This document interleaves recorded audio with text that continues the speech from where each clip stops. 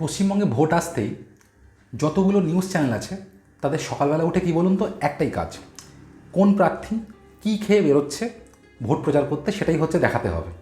আমার না মিডিয়াকে একটা বক্তব্য, এটা জেনে সাধারণ মানুষ কী কাজ করবে। কথাটা শুনে আপনার মতো আমারও হাসি লাগে, দেখেও হাসি লাগে। অর্থাৎ ইন্ডিয়ান মিডিয়া সম্পূর্ণভাবে না কোনো না কোনো পলিটিক্যাল পার্টি, কোনো না কোনো এজেন্ডার দ্বারা পুরোপুরি ম্যানিপুলেটেড। ওয়ার্ল্ড প্রেস ফ্রিডম ইন্ডেক্সের মতে, অর্থাৎ এদের ডেটা অনুযায়ী 2026 সালে 180টা দেশের মধ্যে ইন্ডিয়ান মিডিয়ার র্যাঙ্ক 151। হ্যাঁ, 151। এতটা পেছনে কেন জানেন? কারণ মিডিয়া হাউসগুলো, যাদের বলা হয় যে এরা নাকি সংবিধানের 4টে পিলারের মধ্যে একটা পিলার হচ্ছে যে কোনো দেশের মিডিয়া, তো সেই মিডিয়া কোনো না কোনো পলিটিক্যাল পার্টির দ্বারা বা কোনো কিছুর দ্বারা করাপ্টেড।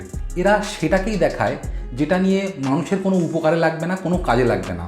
আলতু ফালতু আজগুবি খবর ট্রেন্ডিংয়ে আছে, কোনো ফালতু বিষয়গুলোকে নিয়ে এরা কন্টিনিউ কভারেজ করবে।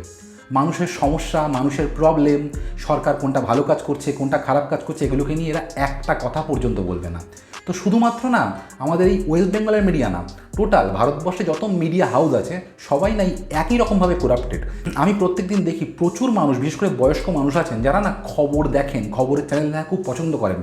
বিশ্বাস করুন, এই খবরের চ্যানেলে না সম্পূর্ণ ম্যানিপুলেটেড খবর দেখানো হয়। তারা যে কোনোভাবে রং চং মাখিয়ে নিজেদের স্বার্থসিদ্ধি করার জন্য খবর করে।